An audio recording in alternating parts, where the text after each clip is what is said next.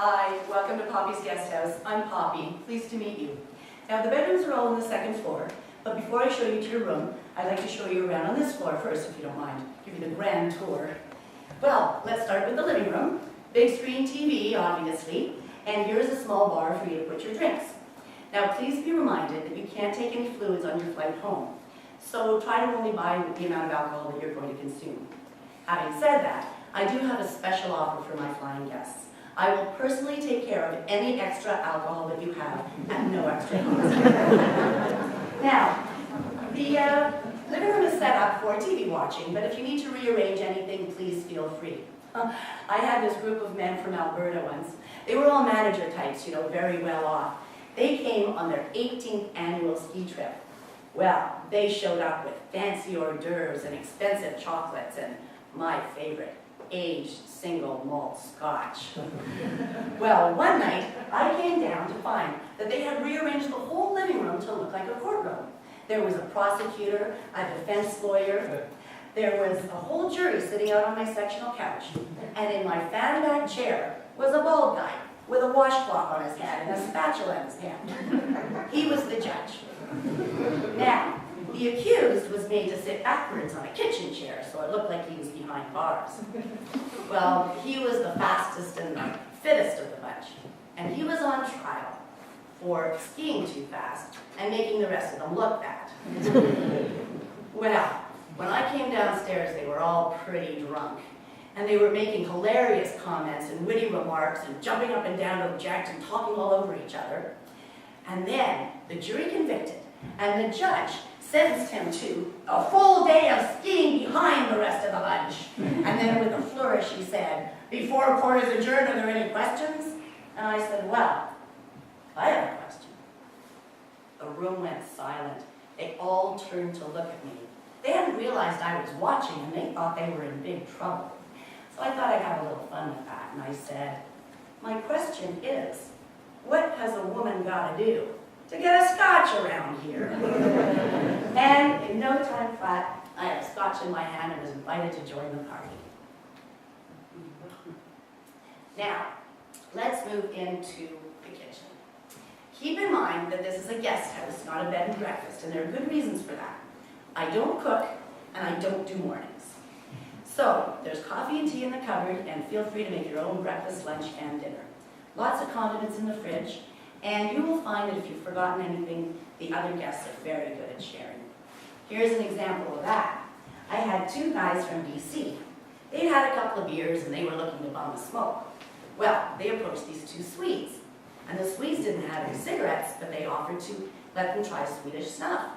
And the Canadians went, "Cool. Do you guys want to try some BC Bud?" Good old-fashioned Canadian barter. So then, the Swedes told a story about how they learned the proper pronunciation of the word cook.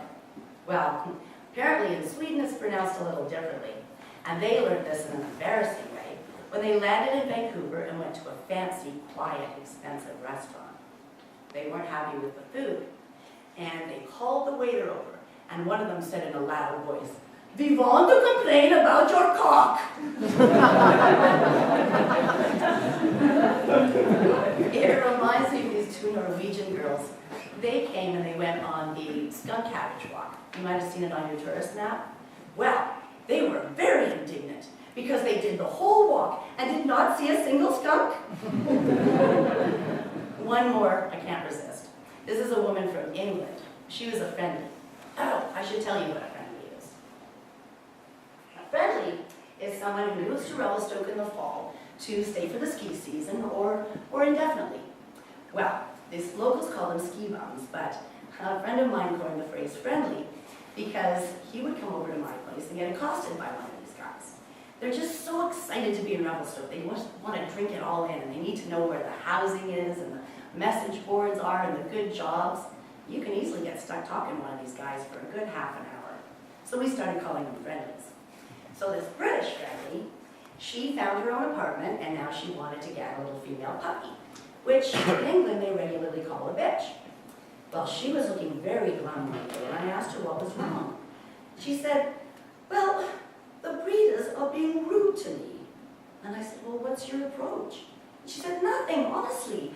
I just ring them up and go, I'm looking for a bitch. And they hang up on me. I said, well, I think I might have identified your problem. So let's move into the games computer room. Now, this computer is here for your use. It's hooked up to the internet, but if you have a laptop, there's a Wi-Fi code here on the wall for you. You must try the bubble hockey. It is so much fun. And from what I hear, there's nothing like it in Europe. Now, what else do I need to tell you? Oh yes, if you want to see live hockey, there is a junior team in town called the Grizzlies.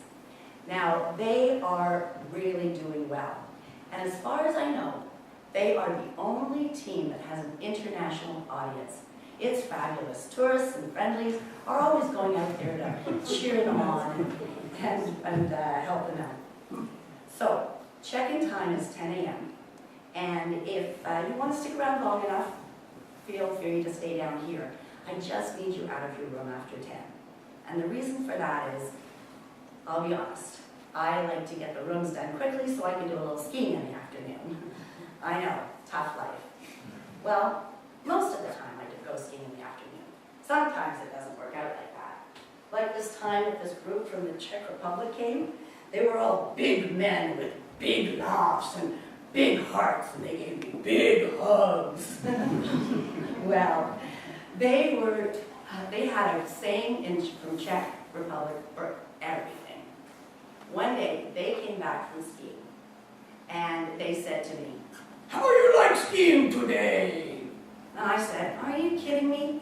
You plied me with so much alcohol last night that I had to sleep all morning and clean all afternoon." And they said, in Czech Republic, we have saying for this. The rich man is not the one with the most money.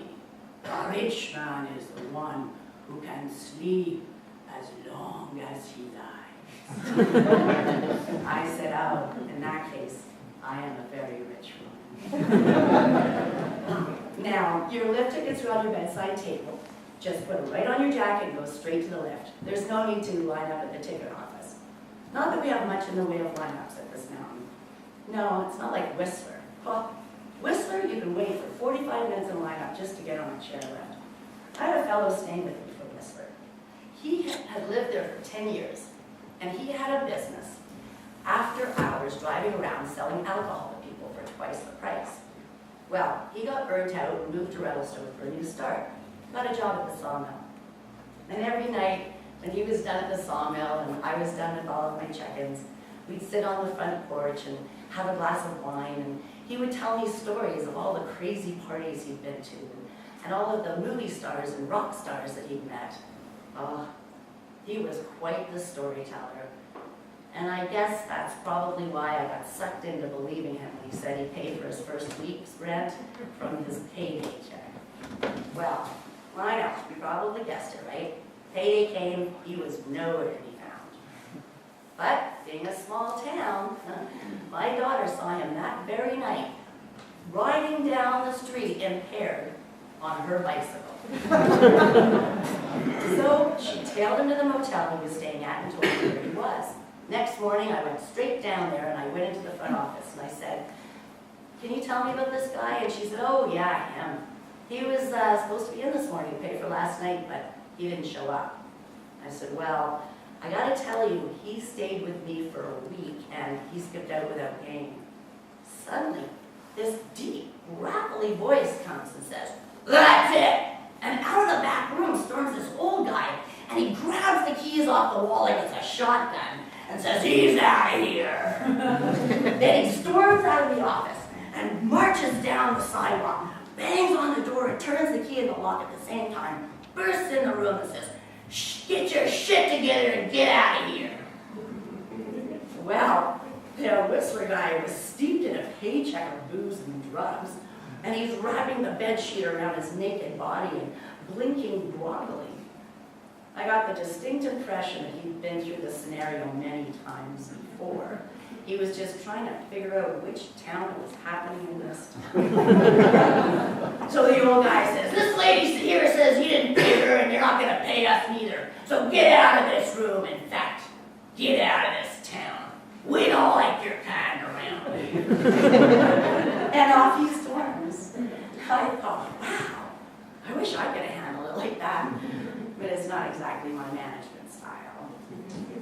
So, entertainment.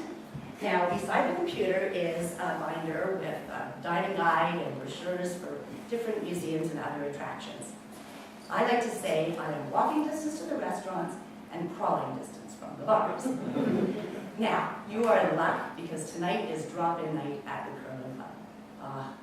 Now there is a lovely story. The Curling Club was getting on in age and their membership was diminishing. So they didn't have any dues coming in and they were worried about losing their club. So they decided to have a brainstorming session to figure out what they could do to save the club that they loved so much. Well, at this meeting, one of them thought of a great idea of having a drop-in night. Anybody who'd never tried curling before could pay $5 and come and check it out. And then somebody else came up with the even better idea of selling cheap booze. Well, they tried it out, and within weeks, the place was packed. All kinds of people going down there, paying their money and checking it out. And do you know who most of those people were? Friendlies. And luckily, most of the friendlies were Aussies, so the beer sales went through the roof. So there they were, saving their club, money was coming in, and people from all over the world were coming out and trying one of our truly Canadian sports. It was a win-win. And I happen to know that in the Czech Republic, there is a saying for that.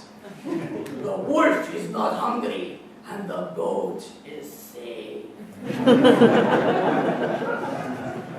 So, one night I went down there to watch, and I was standing up in the viewer area, looking down at all the locals and tourists and friendlies all playing together, sweeping and going hard, and slipping and falling on their butts and laughing. And while I was standing there watching, one of the original club members came and stood beside me. And after a moment he said, "Boy, it sure is good to see all those young faces out there on that ice."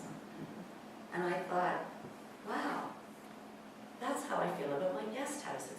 It's so good to see all these new faces, young and old and interested and interesting. I have so much to learn from them and they have so much to contribute. It's an exciting time to be adults. Well, I have yapped long enough. You must be exhausted after your trip. Let me help you in with your luggage and I'll show you up to your room. Oh, I should tell you one more thing. I am up on the 3rd floor. That's where I live. I call it the Revelstoke penthouse.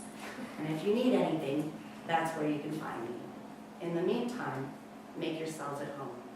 And thank you so much for